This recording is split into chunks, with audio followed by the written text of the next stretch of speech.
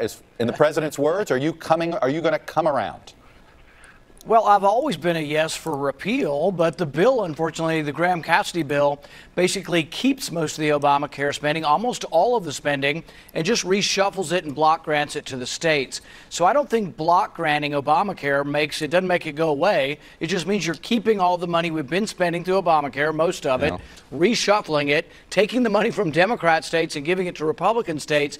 I think what it sets up is a perpetual food fight over the formula. What happens when the Democrats win? They're going to try to claw back that money from Republican states and give it to Democrat states. This is a bad idea. It's not repeal. However, all that being said, if they narrow the focus to the things we all agree on, expanding health savings accounts, giving governors more freedom through waivers, slowing down the rate of growth of an outrageous or out of control entitlement spending, sure, I'd be for that. But I'm just not for this block granting concept, because to me that is an affirmative vote that I've agreed to keep Obamacare. Well, I would say this. If you cannot accept the block grant concept, then there is no way you'll ever support this bill. Is that fair to say? Because that's the centerpiece of this bill.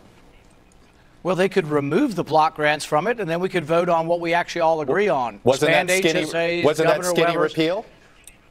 Well, I think there's a little more actually in this bill than skinny repeal if you remove the block grants. But the problem I have as a conservative, look, I started my political career campaigning against Obamacare. I went to rally after rally saying we would repeal it. I can't in good conscience vote to keep it. All of the spending and say, oh, now it's, because once we do, the Republican name will be on health care, and this isn't going to work. So we're going to end up having Republicans absorb the blame for a terrible health care system. So if block grant is in there, you're a no. There's no room for you to move. I would vote to block grant at pre-Obama levels. If you want to look at 2009 and you say, do you want to block grant Medicaid? I would have been a yes. But after you doubled the spending on all of these entitlement programs, we have a $700 billion deficit this year and a $20 trillion debt. We can't just keep piling on new money. There has to be a few conservatives left in Washington who will say, we really were for repeal and still are for repealing Obamacare. Let me ask you a question and you've probably heard the speculation in sort of back channels, but the National Review put it this way about you. There has been widespread speculation that Paul is playing a game on Obamacare, that he does not really wish to see major changes to it, and will find libertarian-sounding objections to any Republican bill that has a chance of passage. The implication being, Senator, that you don't really want to change the Kentucky system. There's a lot of people in Kentucky that like the system, but you can't get caught ever saying that.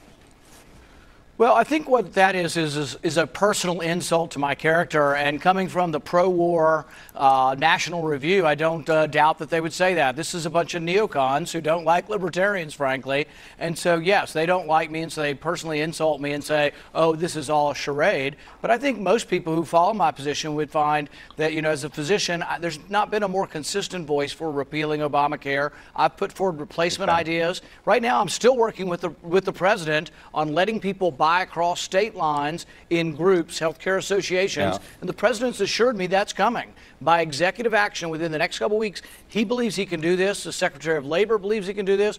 I think we have some good news that'll get millions of people access to inexpensive insurance. So, no, I keep working on all fronts for free market solutions, but I'm just not for block granting Obamacare and calling it a day and say, oh, well, we're keeping it, but we're just going to divvy it up. I got to ask you your reaction. There's been a lot of back and forth between the president and the leadership in North Korea. The rhetoric has been, shall we say, not high. It's been a little low. You've had the president tweeting, Kim Jong-un of North Korea, who is obviously a madman who doesn't mind starving or killing his people, will be tested like never before. Just heard Foreign Minister of North Korea speak at UN. If he echoes thoughts of Little Rocket Man, they won't be around much longer. But then you had the leader of North Korea calling the president also some pejorative in his language. Are you concerned that we're going down a road we can't sort of pull back from? Yeah, I think there is a problem. And if I were going to be sending messages to North Korea, I would say this. We don't plan on invading. We don't plan on regime change. We don't plan on occupying North Korea. And we don't plan on being the one to have an offensive military strike for any reason other than the defense of South Korea or ourselves.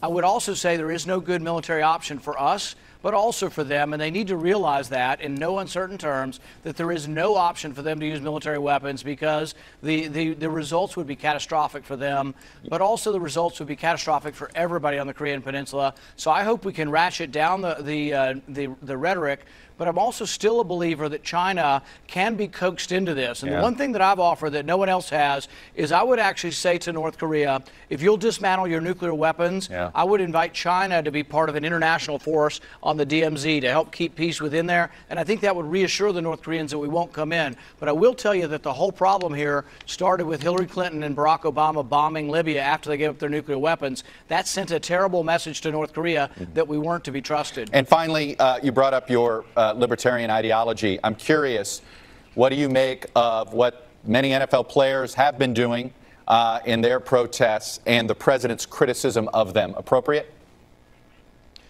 Well, you know, I've been outspoken in saying that there is racial injustice that comes from our war on drugs. There's a disproportionate impact on minorities in our country. We should speak out about that, and we should do something about that. I've been outspoken and unhappy that we fight undeclared wars in foreign lands. All that being said, though, if you ask me, am I proud of my country? Yes. Am I hopeful for my country? Yes. Do I think America's a better place to live than any place in the world? I guess my reaction would be, I don't hesitate to criticize policy when I think it needs it. But I stand and say the pledge, and I think people should, and that would be my advice. If anyone asked me, or if a kid asked me, I think you should stand, still complain, have your focus, but I just think really that this is the greatest country on the planet, probably in recorded history, and we need to be proud of our country and at the same time try to make it a better place. So you think the president was appropriate in criticizing NFL owners for not cutting these players that do this? Well, you know, I think that people have the right to protest, and I think that I understand their protest and actually join some of the things they're unhappy with. I personally stand and say the pledge, and I think that's the better way to do it, and take your complaint in a different venue. I understand that, but you didn't address my question about the president. Well, I probably, if I were president, probably would not get involved in this. Okay. And the thing is I do think, though, that the NFL makes money off of its fans. And the one thing you could hear from Trump saying that to that crowd is tens of thousands of people. And I think a lot of people across the country don't understand sort of disrespecting the flag or disrespecting the country. Look, see, I can stand up in my state and have real serious complaints about fighting an unconstitutional war in a foreign land, but at the same time show that I'm very hopeful and patriotic. And I think you can do both at the same time. Senator Paul, I will leave it there. Thanks for coming on and sharing your views, sir. I appreciate it. Earlier this morning, we will make America great again.